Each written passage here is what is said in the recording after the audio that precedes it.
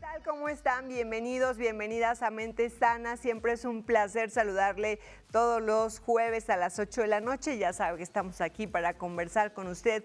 Muchísimas gracias. Hoy vamos a platicar, precisamente ya que estamos en el mes de abril, acerca de esta importancia de la influencia que tiene la infancia en la edad adulta. Así que vamos a observar y analizar cómo está repercutiendo, cómo ha repercutido esa historia que tuvimos durante la infancia, ahora que somos adultos y adultas, y qué podemos hacer también, por supuesto, para generar en las infancias buenos recuerdos y buenas historias. Pero para esto vamos a ver la cápsula que nos preparó nuestra producción. ¿Sabes qué es curioso? Muchas de las cosas que haces hoy, cómo reaccionas, cómo amas, cómo te hablas a ti mismo, tienen su raíz en tu infancia, aunque no siempre seas consciente de ello.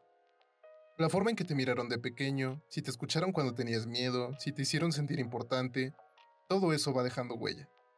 De pequeños no solo aprendemos a caminar o hablar, también aprendemos si el mundo es un lugar seguro, si se puede confiar, si está bien mostrar lo que sentimos. Si creciste en un entorno con afecto, con normas claras pero con libertad, probablemente hoy tengas más facilidad para tomar decisiones o para poner límites. Pero si tuviste una infancia dura, si te faltó afecto o estabilidad, puede que ahora te cueste confiar en los demás, o incluso en ti mismo. Y no es culpa tuya, es el resultado de cómo nuestro cerebro se adapta para sobrevivir. Lo bueno es que todo eso se puede cambiar. Tomar conciencia es el primer paso, y entender que muchas de nuestras heridas no son de ahora, sino de hace años. Ayuda a mirarlas con más compasión. Así que, la próxima vez que te juzgues o te preguntes por qué soy así, tal vez la pregunta sea, ¿qué necesitaba ese niño que fui? ¿Y qué puedo darle ahora? Porque sí, la infancia influye, pero el presente es tuyo. Y también lo es el poder de transformarlo. Me da mucho gusto presentar a la maestra María Guadalupe Mónica Pineda Bernal. Ella pues tiene una licenciatura en enfermería, en psicología, tiene una especialidad en logoterapia, en terapia existencial, es maestra de yoga, ha tenido una gran experiencia como profesora en la Universidad Autónoma, en la Universidad La Salle. Así que nos da mucho gusto nuevamente volvernos a encontrar, maestra. Bienvenida, ¿cómo está? Muchas gracias, Lorena. Pues mira, un gusto apoyar y difundir lo que sea necesario para la salud mental. Me da mucho gusto y también fue mi maestra, ¿verdad? Sí, en la licenciatura. En la maestría, en La Salle. Sí, Ujú. hace ya un ratito, pero sí. Un buen rato. Sí, pero me da mucho gusto, maestra, qué bueno que está con nosotros y platicando acerca de este tema que es tan importante, que vemos cómo lo que vivimos durante nuestra infancia pues va a repercutir, va a tener un impacto positivo, negativo a lo largo de nuestra vida, que también después cuando ya somos adultos y adultas nos toca trabajar en ello para no justificar todo por la infancia, Claro. pero sí tener esta responsabilidad. Así es. Así es. Bueno, durante la infancia vivimos cosas que a veces, vaya, nadie planea, ¿verdad? Pero de alguna forma a veces no ocurren cosas, es parte de nuestra propia fantasía, es parte de la creación del niño y bueno, estas heridas de las cuales se habla pueden ser creadas por un exceso de cariño, un exceso de estar con el niño, un exceso de no permitir que el niño siga creciendo o bien puede ser por una carencia. Sí, Por siempre una que nos carencia de vamos a un afecto, extremo, una ¿no? carencia porque faltó la economía, una carencia porque papás no estuvieron porque tenían que trabajar. Sí, justamente encontrar el punto medio es lo más complejo, pero también lo más importante, porque o caemos en un extremo donde hay estas carencias, esta ausencia, esta falta, o hay el otro que es la sobreprotección, el sobrecuidado, el exceso de permisos y la falta de límites. Entonces, es como encontrar ese punto medio que obviamente, maestra, los que sabemos esta paternidad y maternidad que lleva como todo un tema alrededor. No somos papás perfectos ni mamás perfectas. Nadie es no perfecto. No hay No escuelas para existe. papás ni mamás donde nos digan exactamente qué hacer, ¿no? Los niños no vienen con un instructivo, ni las niñas, pero entonces, bueno, pues sí, es importante que tomemos conciencia para no caer en uno de esos extremos en cuanto a la educación que le damos a los pequeños y a las pequeñas. Exactamente. Fíjate que Bueno, tengo la maestría en familia, en terapia familiar, y desde luego la familia es el caldo de cultivo o la cuna, así le llamo, es la cuna o el caldo de cultivo en donde se genera todo, en donde se genera todo. Entonces, efectivamente, apoyando tus palabras, no existe un instructivo. No vivimos en un mundo perfecto, porque los que estamos en este mundo no somos perfectos, somos perfectibles. Sí, perfectibles, Somos sí, pero perfectibles. perfectos y perfectas no. Claro. Entonces, bueno, pues es ahí en donde se van generando una serie de situaciones y bueno, pues ya se habla de las heridas de la infancia, pero también hay que tomar en consideración otros aspectos, que arriba de nosotros hay 20 generaciones y que para que nosotros estemos aquí ya pasaron 20 generaciones. Sí, y cambiar eso que nos queda, ¿no? Que en la psicoterapia familiar le llamamos las lealtades invisibles. Los secretos de Sí. familia y las lealtades invisibles. Y para cambiar eso, porque a veces, obviamente, hay cosas que no sabemos, que las repetimos solamente, ¿no? Que esas lealtades invisibles no es que uno diga, como mi abuela o mi abuelo no fueron felices, yo no voy a ser feliz. O sea, uno no lo hace conscientemente, pero lo repite. Es de alguna forma inconsciente porque dentro de la familia se van repitiendo algunos patrones, desde luego de manera inconsciente, y que a partir de la cuarta y tercera generación nosotros repetimos esos patrones. Así es. Es de manera inconsciente. Sí, no nos Entonces damos cuenta. podemos decir, a ver, ¿cómo si mi papá y mi mamá no fueron así, yo por qué sí? Porque vienen esas lealtades invisibles, vienen esos secretos de familia que nosotros repetimos, más lo aunado en lo que vivimos o no vivimos dentro de la familia, pues claro, aunque está dentro de nuestra responsabilidad, a lo mejor de niños ni nos damos cuenta, tal vez lo padecimos, tal vez no lo padecimos, pero que de manera inconsciente estamos repitiendo.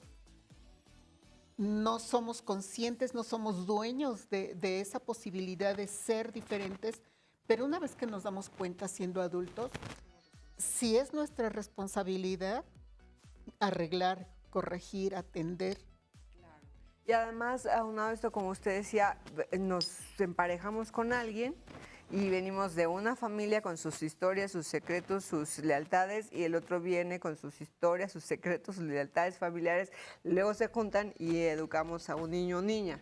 Y entonces ahí se vuelve esto como muy complejo, no imposible, pero sí muy complejo, y por eso es importante que tengamos estos ojos bien abiertos, esta conciencia, para ver qué patrones estamos repitiendo. Como usted dice, a lo mejor no fue, mi mamá no era así o mi papá, no, pero si vemos cómo era mi abuelo, o mi abuela, o mi bisabuelo, o mi bisabuela, ahí encontramos muchas explicaciones, y sí saber que lo que usted está viviendo hoy en día, muchas cuestiones pueden ser muy favorables. La familia nos deja muchas cosas muy favorables, Claro. pero también hay otras que nos afectan y que tenemos que visibilizar para que podamos dejar de repetirlas en los niños y las niñas. Claro, claro, una vez que nosotros las vemos, tal vez la estamos padeciendo y una vez que me toca arreglar, entonces efectivamente si lo arreglo conmigo, seguramente las generaciones que vienen tal vez ya no lo repitan.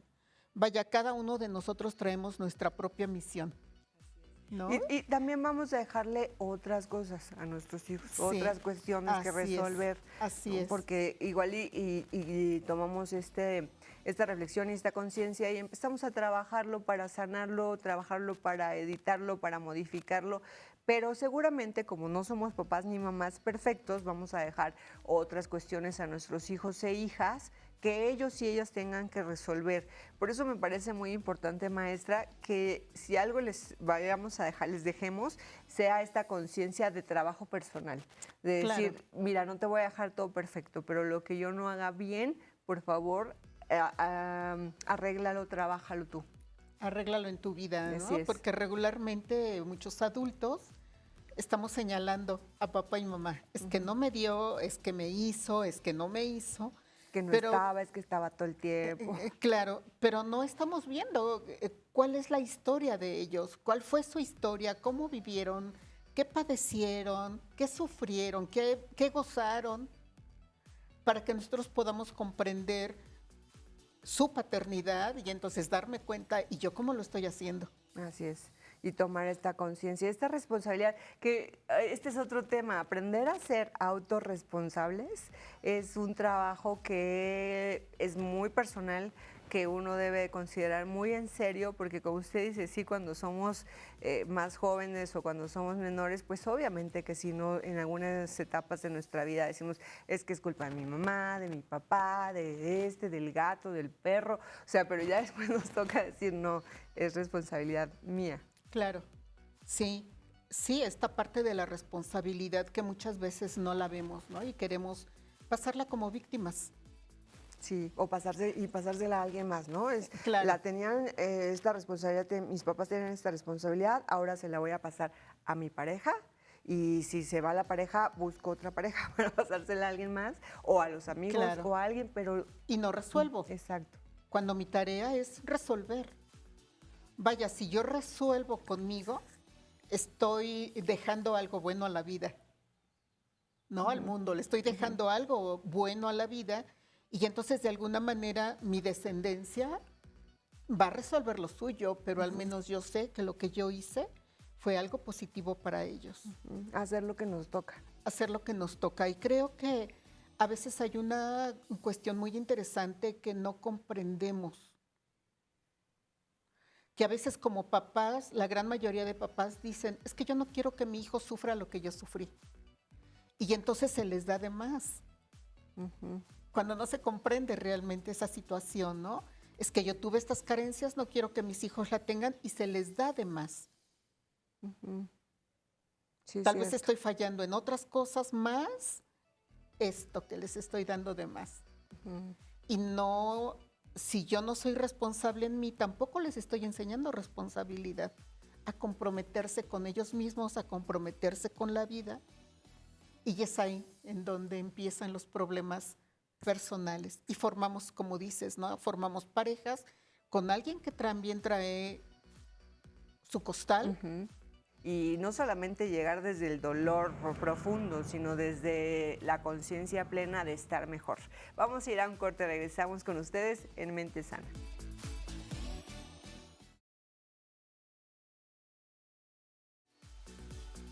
Estamos de vuelta platicando de esta influencia que tiene la infancia en la vida adulta.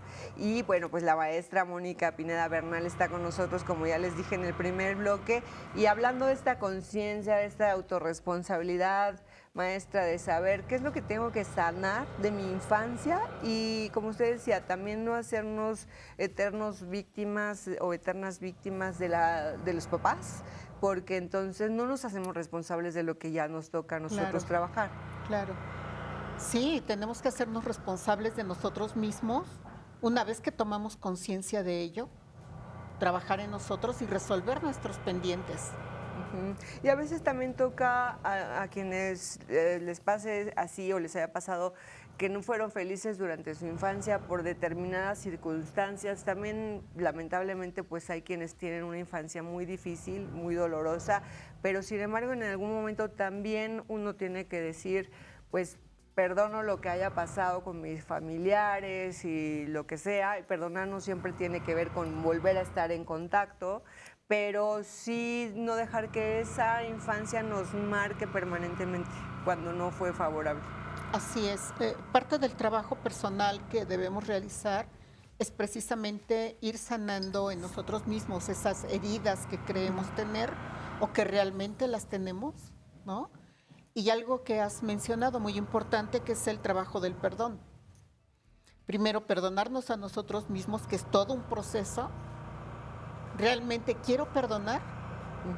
Sí, pero por la primera persona por la que debo empezar a perdonar es a mí mismo. Por la percepción tal vez errónea que tengo de la vida, de imaginarme que yo, por ser yo, que es parte del ego, También. Que todo gira en Que torno. todo A gira veces en nos torno quedamos en esa mío. etapa de los niños, cuando están en esa etapa narcisista, los pequeñitos, que es natural en ellos porque están aprendiendo Es a muy natural. reafirmarse y demás, pero ya cuando ya somos más grandes ya no es natural que Es- pensemos que el mundo gira en torno a nosotros. Exactamente, ¿no? Porque a partir de ese ego es donde estamos juzgando. Y yo siempre me he preguntado, bueno, ¿y quién soy yo como para que no me pase? ¿Quién soy yo? O sea, es trabajar primero con nuestro ego y desde ahí perdonarnos a nosotros mismos. Así es que ese es un trabajo bien fuerte. Claro, es un trabajo fuerte, es todo un proceso y después no es exactamente perdonar al otro, es comprender al otro. Y a partir de que yo comprendo al otro, pues va fluyendo mi percepción de la vida, mi percepción de papá, mi percepción de mamá y poder comprender la forma como se dirigieron conmigo. Sí, porque a veces vamos por la vida, podemos decir, es que yo no hubiera sido como ellos, yo lo hubiera hecho diferente. A lo mejor sí es cierto, a lo mejor tú eliges hacerlo distinto, pero también es cierto, esa comprensión creo que va en el sentido de, entiendo que esos eran los recursos con los que contaba o los que creyó alcanzar a ver y con esos actuó. Ahí va la comprensión. Claro, y es que fíjate, cuando comenzamos a mirar de manera comprensiva al otro, a veces les dejo de tarea a las personas, a ver, haz la biografía de tu papá y la biografía de tu mamá. Y después revisa qué cosas estás repitiendo tú. Así es. Y qué interesante ejercicio. Es un ejercicio muy interesante, porque entonces a partir de ello me doy cuenta, empiezo a observarme y empiezo a observar, a ver, ¿yo cómo lo estoy haciendo?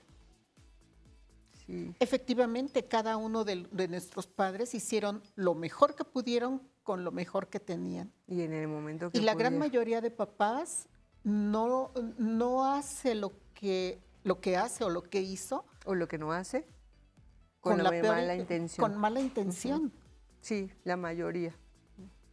Cada quien lo hace con la mejor intención posible y con el mayor amor que han tenido o que tienen para dar. Incluso cuando no tuvieron amor. Exactamente. Me he encontrado con personas que reclaman porque papá o mamá les abandonaron. Pero cuando empezamos a revisar, no se han dado cuenta que eso que hicieron, ya que se fue papá, ya que se fue mamá, es el mejor amor, es el mejor acto de amor que pudieron tener para con ellos. Es Porque cierto. si ese papá o esa mamá se hubieran quedado, no tenían las herramientas y tal vez hubiera sido peor. Así es. Muy Entonces cierto. es el mayor acto de amor que pudieron realizar. Qué bonito. Es verdad. Es verdad. Sí, Es un regalo a veces la ausencia que es dolorosa, pero que pudo haber sido más dolorosa la presencia. porque al ponernos del otro lado, yo digo, ¿qué papá o qué ser humano, para no poner género, qué ser humano tiene la capacidad de poder dejar algo de su vida? Y que seguramente siempre lo va a ir cargando, pero y ese es trabajo de esa Y persona. si no lo carga igual, ¿no? Pero ya dejó ese espacio para que se cubriera con algo que puede ser mejor en algún momento. Claro, y entonces yo les pregunto, a ver, ¿cuántos años has vivido sin esa persona? ¿Y qué beneficios tienes? Tienes una tarea Sí, por buscar la resolver. connotación positiva, ¿no? ¿Para qué te sirvió esa ausencia? Aunque haya Exactamente. sido dolorosa en algún momento. U observar, ¿no? Estos abandonos que a veces decimos, es que papá o mamá no estuvieron, porque siempre estaban trabajando, no necesariamente porque se hayan ido, pero... Y pensamos que no estamos abandonando hoy en día, pero si observamos, entonces es un abandono el que estoy con mi hijo o hija, pero yo siempre estoy en mis cosas. O yo siempre estoy en mi teléfono, o en mi trabajo, o en mis relaciones. O sea, estoy Claro. abandonando también. Sí, hay que ver qué tipo de abandono, ¿no? Claro. Si es porque todo el tiempo está trabajando, bueno, tu papá, tu mamá siempre estuvieron trabajando y gracias a eso, tú casi tienes, ¿no? O otra cuestión, papá o mamá siempre me abandonaron porque se iban a jugar o porque se iban a divertir, porque se iban con los amigos, otro tipo de abandono, ¿no? Ujú. Un reclamo que pasa, hay muchos, ¿no? Pero un reclamo que pasa frecuentemente es decir, es que sí, no, se la pasaban trabajando y no estaban. Entonces, de repente digo, bueno, aun si un día, o en algunas ocasiones, tus papás se hubieran ido a divertir, era válido. También tienen derecho los papás y las mamás a tener una vida, pero cuando dicen es que me abandonó porque estaba trabajando, es esa respuesta, ¿no? Es decir, Exactamente. o sea, y te das cuenta todo lo que te dio y te ofreció por estar trabajando. Quizá tu mamá, tu papá también tenía ganas de estar contigo, pero a veces no se podía. No se podía por las condiciones, ¿no? Así Por es. eso es bien importante que yo cuando les dejo esta tarea, cuando se trata de ese caso, a ver, haz la biografía. Y a veces hay cosas que no sabemos de la vida del papá o de la mamá, y cuando somos adultos y hacemos estas historias de papá y de mamá, sentimos esta empatía hacia ellos y Claro. este reconocimiento de decir, y si tú piensas que tu papá no te dio nada, tu mamá no te dio nada, te dieron la vida. Y ya con eso es más que suficiente. Ya tienes la vida y entonces ahora, ¿qué te toca? ¿Qué te toca hacer a ti? Así ¿A es. qué te comprometes en este mundo? ¿A qué te comprometes en esta vida? Tal vez papá o mamá efectivamente no lo hicieron bien, pero entonces tú de qué manera lo estás haciendo. Y cuando has tenido papás y mamás que te lastimaron, que te hicieron daño, ahí también es válido, si tú no te nace, no sientes ganas de estar, pues obviamente también tienes derecho a no estar. O sea, hay que Claro. quitar estas deidades parentales de, aunque me destrocen la vida, pero si son mis padres biológicos, tengo que seguir adelante con ellos, ¿no? O sea, no, Claro. en algunas ocasiones también es sano alejarse, pero también es adecuado sanarse. Precisamente por eso te comento, ¿no? Es un acto de amor.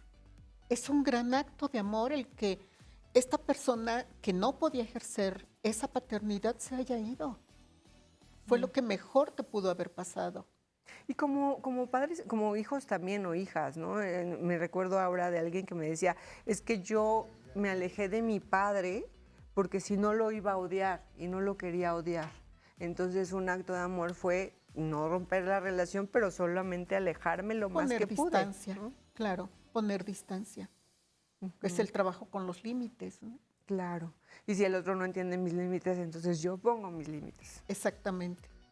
Y a veces no se repiten esos patrones con papá y mamá, pero ¿qué tanto yo los comienzo a repetir con mi pareja?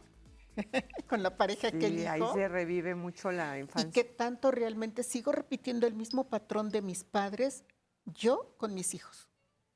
Así es. Y que se va colando ahí sutilmente, ¿no? Que es parte de la lealtad.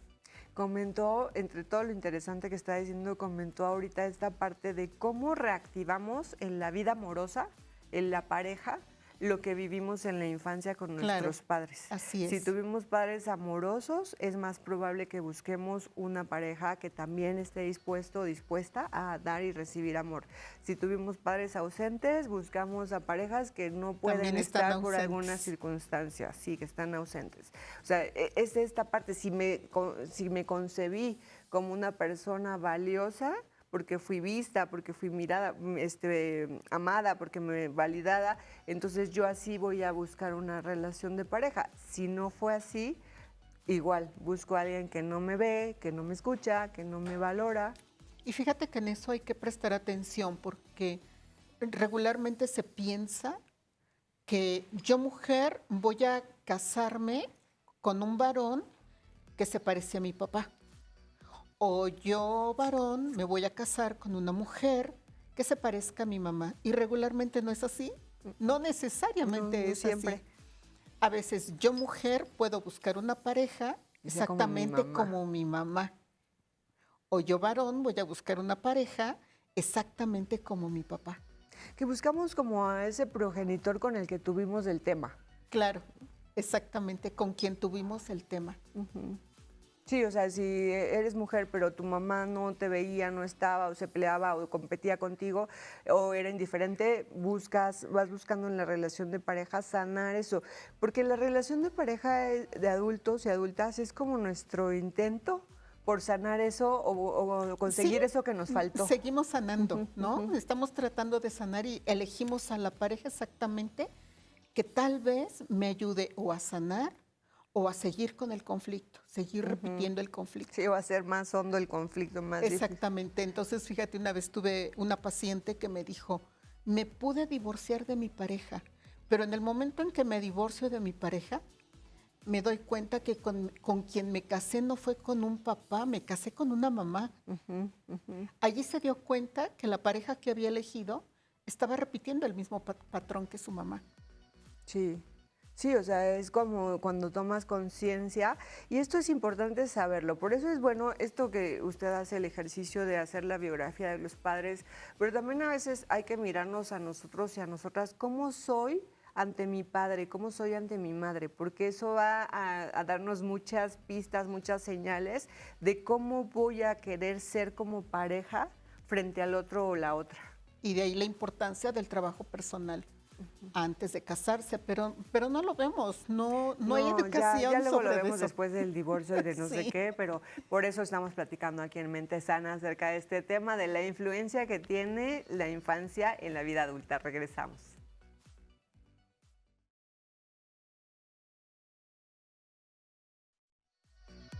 Con ustedes otra vez aquí después del corte en Mente Sana y como ya vio estamos platicando acerca de cómo influye esta infancia, la infancia que tuvimos, la infancia que estamos generando en nuestros hijos en la vida adulta y de lo que podemos hacer porque siempre es importante que sepamos que hay soluciones. Ahora me recuerda a un profesor que nos decía, maestra, que la adolescencia es una muy buena etapa, es un regalo para nuestros hijos e hijas llevarlos a terapia, para que terminen de sanar lo que quedó inconcluso. Sí, pues sería muy buena propuesta, es una muy buena propuesta, desde luego que sí. Que vayamos a atendernos y porque dijimos, no hay papás ni mamás perfectos ni perfectas, entonces es adecuado que nos demos cuenta de que algo, porque siempre algo nos falta, entonces que podamos llevarlos y llevarlas a terapia. Y decía usted ahorita en el corte de lo que le dijo su paciente, ¿nos quiere compartir? Sí, me decía esta mujer, dice, Mónica volvía a tropezar con la misma piedra y con el mismo pie. Vaya, no se trataba de la misma pareja, pero sí del mismo patrón. Sí, porque a veces solamente se cambia de escenario, de nombre, de persona, pero cuando no hemos identificado el patrón y cuando no lo rompemos, lo repetimos. Lo volvemos a repetir, ¿no? Cuando, bueno, si ya me pasó la primera vez, no me va a pasar la segunda. Y entonces comienzo a trabajar conmigo, la importancia de poder sanarme antes de iniciar otra relación, de poder mirarme cómo soy como mamá, cómo soy como hija, cómo soy como pareja y empezar a sanar eso que no me gusta de mí. Ya, sí, alguien que y también de pareja y de saber de cómo soy como papá o como mamá, porque alguien me decía hace mucho tiempo, ahorita recordé, no era mi paciente, pero me decía que en alguna ocasión le había dado un manazo a su hijo o a su hija, no sé, y que después se había sentido tremendamente culpable, ¿no? Y entonces yo decía, bueno, es que piensa por qué lo haces. Y entonces ya en su ejercicio personal después me dijo, es que efectivamente a mí me trataban de esa manera. Entonces me dijo, pero yo no lo quiero hacer. Obviamente le dije, pues ve a terapia para que trabajes lo que tengas que trabajar. Claro. Porque también es eso, romper, observar cómo son nuestros patrones de pareja, pero también observar cómo estamos siendo con nuestros hijos e hijas. Claro. Y desde dónde viene la culpa, ¿no? Tal vez no fue un gran manazo que le destrozara la mano, aunque haya sido un leve rozón, pero sí preguntar, ¿y desde dónde viene esa culpa? ¿Y para qué quieres la culpa? ¿No? Así es, porque también esa culpa, cuando no está justificada, porque yo estoy de acuerdo en que sintamos esta culpa o remordimiento para modificar, claro, para cambiar, no para atormentarnos, claro, ¿no? Porque si no, no sirve nada y nada más se atormenta. Si una persona atormentada menos puede hacer sus roles de la mejor manera posible. Entonces, cuando lo puedes ver, que lo puedas modificar, obviamente, como decía hace un rato usted, el cambiar una creencia que viene de, es que mi abuelo y mi bisabuelo y lo hacían de esta manera y entonces creían que se educaba a través de marcar los límites de cierta manera. Hoy en día, a veces hasta cuestionarlo puede llegar a ser un poco angustiante hasta que nos damos cuenta que podemos romperlo y que debemos romperlo. Claro, mira, efectivamente ya no estamos en aquellas épocas en donde la letra con sangre entra, ¿verdad? Ya no. Afortunadamente. Pero a veces una nalgada terapéutica es necesaria, porque también es necesario marcar límites. Claro. No es el castigo, desde luego, pero no, sí no es con la maldad, no es con la intención de lastimar, no es con la intención de hacer sentir al menor o a la menor como si fueran menos. Claro, pero sí saber qué hacerlo, cómo hacerlo, cuándo hacerlo y la medida para hacerlo. Comparto una experiencia. Llego a una tienda de estas de telefonía, me estaban atendiendo, pero podía yo esperar. Llega una pareja muy joven, la mujer se acerca al mostrador, estaba arreglando la situación y papá se queda atrás cargando a un bebé como de 1 año y medio y llevaban a otro chiquito como de 3 años caminando y dentro de esta tienda había una máquina de juegos y tenía el letrero "no funciona". Pero el niño desde luego no sabía leer y empieza a mover la máquina y papá desde lejos empieza a reírse. El niño se desespera y comienza a darle de patadas a la máquina. Y yo nada más observando. El papá no le decía, eso no se hace.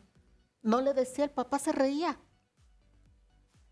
Y yo sorprendida de este evento, entonces le dice papá, no funciona, mira, aquí dice no funciona. El niño muy enojado voltea hacia papá y entonces papá se convierte en la máquina y el niño comienza a darle de patadas a su papá. Yo desde luego sorprendida, pero los mirones son de palo. Y en lugar de que papá pusiera un límite y también mamá pues, poner un límite, los dos voltean a ver al niño y se comienzan a reír. El mensaje no verbal que le están mandando al niño. Si esto lo hace un niño a los 3 años, ¿qué va a pasar cuando llegue a la adolescencia? Cuando esté en la pubertad. No va a tener ninguna tolerancia a la Claro, frustración. entonces, si en ese momento se le detiene el pie al niño o se le sostiene al niño, se le comienza a tranquilizar y simplemente se le dice, esto no se hace, de manera un poco más firme, está poniendo límites. Claro. Sí, y qué importante es que como papás y mamás pongamos esos límites, porque si no los ponemos nosotros, la vida les va a poner los límites y a veces no de la mejor manera y a veces generándole un malestar o un daño a otras personas. Entonces, aunque parezca que no es tan importante, vemos algo en un pequeñito y decimos, es que todavía no entienden, son muy pequeñitos, no hay que decirles nada.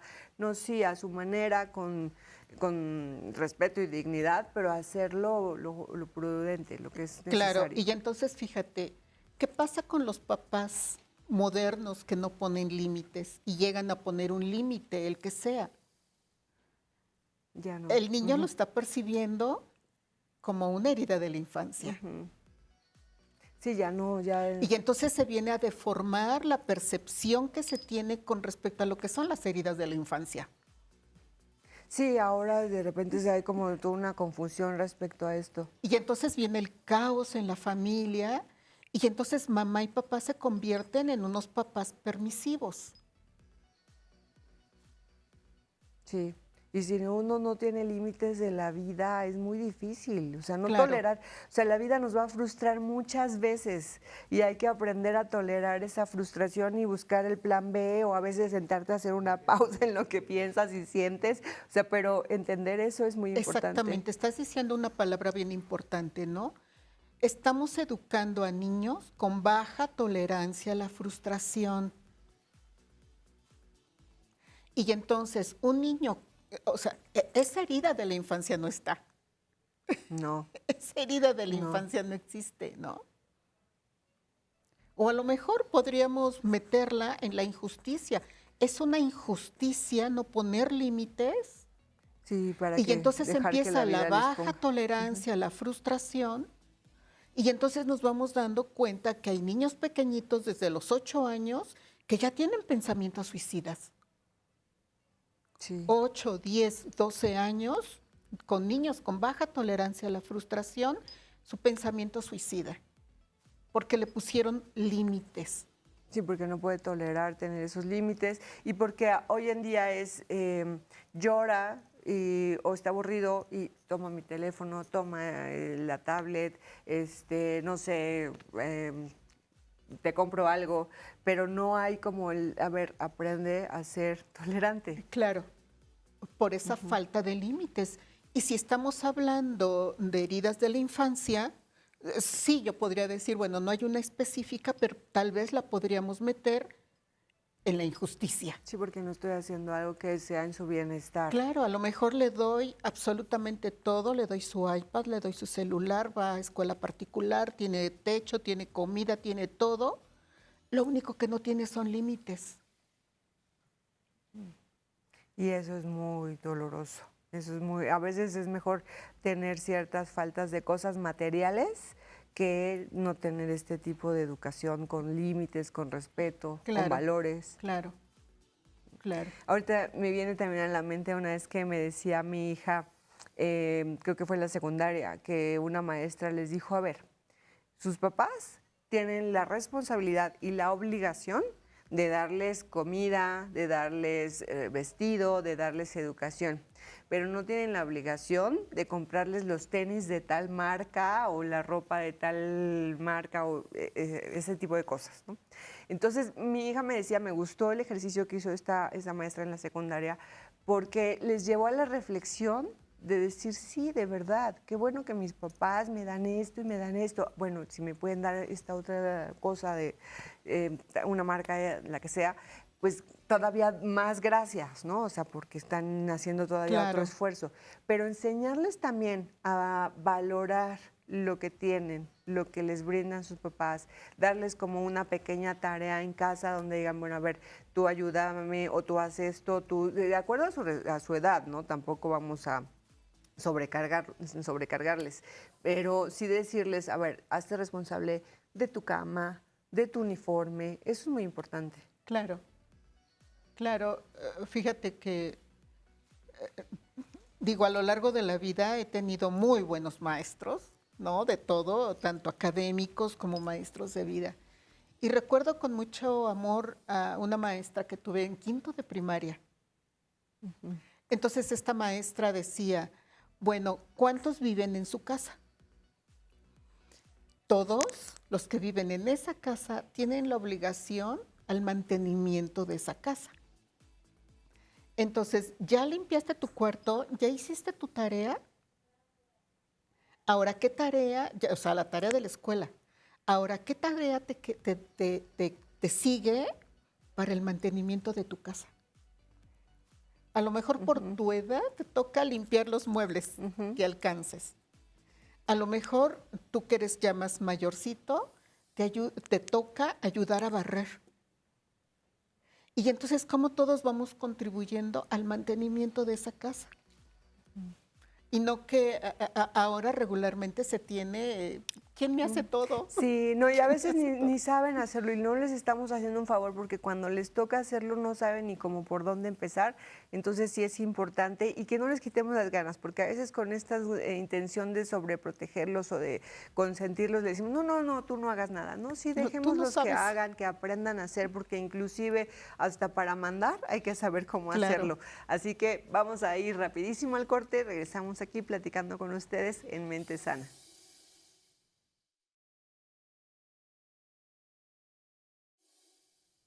Y bueno, estamos ya en nuestro último bloque. Qué rápido se pasa el tiempo platicando cuando uno está haciendo estas estos análisis, estas introspecciones, el revisar la vida, también es importante ver cómo nos estamos conduciendo, qué hemos aprendido, qué podemos desaprender y qué podemos aprender de una manera distinta y no conformarnos solo con decir, pues es que esto fue lo que me tocó y esto fue lo que yo he vivido y ya no hacemos modificaciones, maestra. Claro, sí. Creo que estamos en una época en donde se ha abierto bastante el que nosotros podamos adquirir información.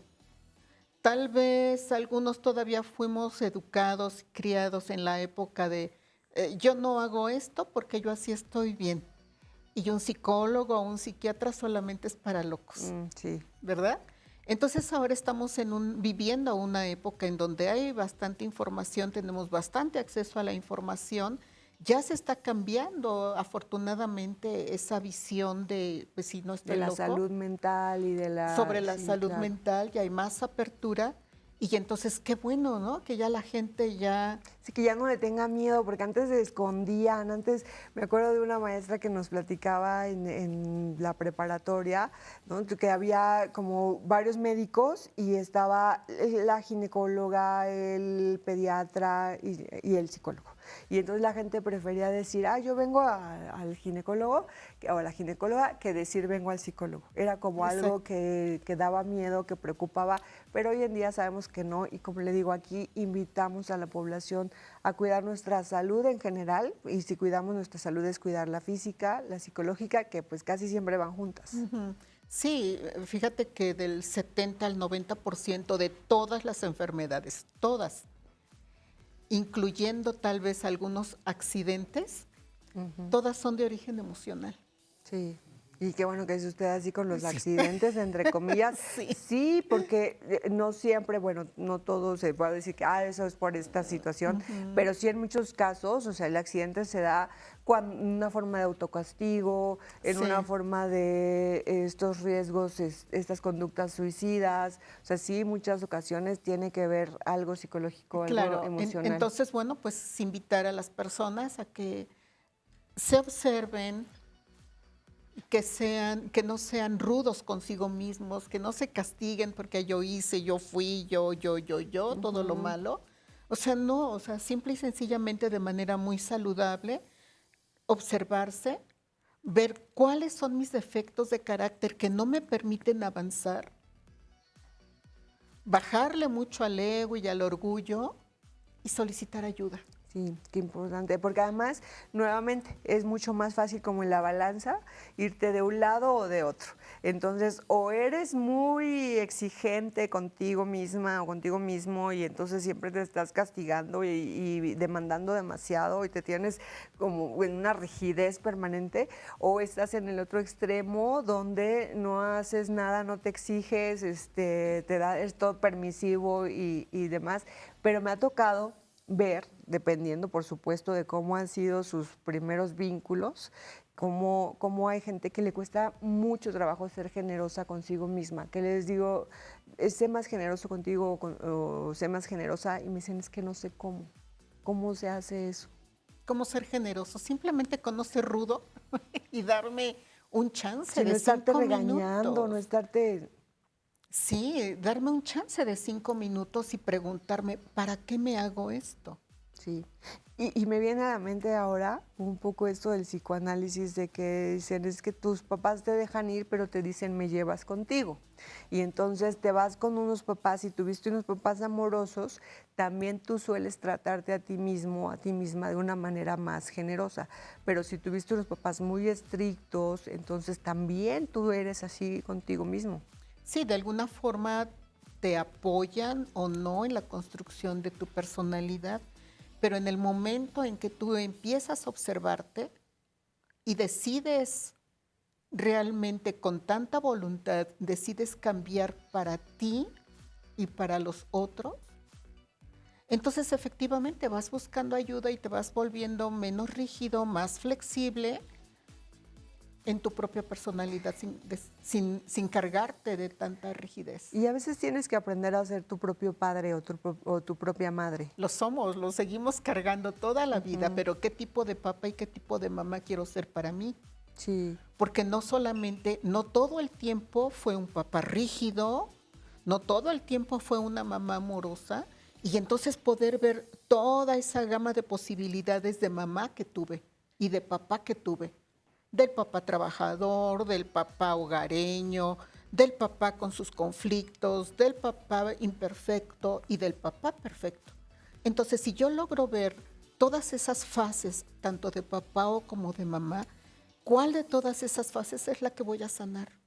¿Y con cuál de todas esas fases de papá y mamá, con cuál sí me quedo? Y hay una frase que es un poco coloquial, perdón, o que está ahí en redes sociales que le he visto que dice, sé el adulto que necesitabas cuando eras niño o sé la adulta que necesitabas cuando eras niña.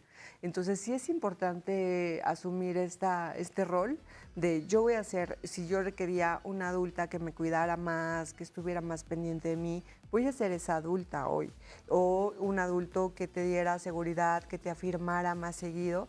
Entonces sé ese adulto que necesitaste cuando estabas en tu niñez. Claro, y también al mismo tiempo seguir siendo ese niño o esa niña que le gustaba disfrutar de la vida, ¿no? Ay, sí. También se nos olvida esa parte, que Claro. fuimos niños y que fuimos niñas y que todavía tenemos esa esencia cuando hay que saber dónde dejarla, que salga ese niño, esa niña interior. Y entonces también escucharlos, porque ahí están muchas soluciones. Exactamente, ¿no? A veces en algún podcast escuchaba el entrevistador le pregunta a su entrevistado, ¿y qué te gustaba jugar cuando eras niña? ¿Y qué de eso sigues haciendo hoy? Y a veces ya no se acuerdan o ya no ¿Verdad? nos acordamos. Porque nos casamos con un adulto rígido, estricto y que no permitimos fluir, que no nos permitimos fluir, ¿no? Entonces, si nos acordamos, a ver, yo qué disfrutaba cuando era niña, Ay, sería nuestra vida más fácil en sería muchas más fácil, cosas. claro, Sí, claro. ¿no? Y esos apapachos y tal vez quedarme, no sé, tirada en el suelo o caminar Mojarme con la descalza. lluvia. Claro, claro. Sí, y que también en algún momento sepamos qué era lo que más te hizo falta cuando eras niño o niña, porque ahí están las respuestas a varias de nuestras heridas o dolores. El decir, es que lo que yo más necesitaba era un abrazo.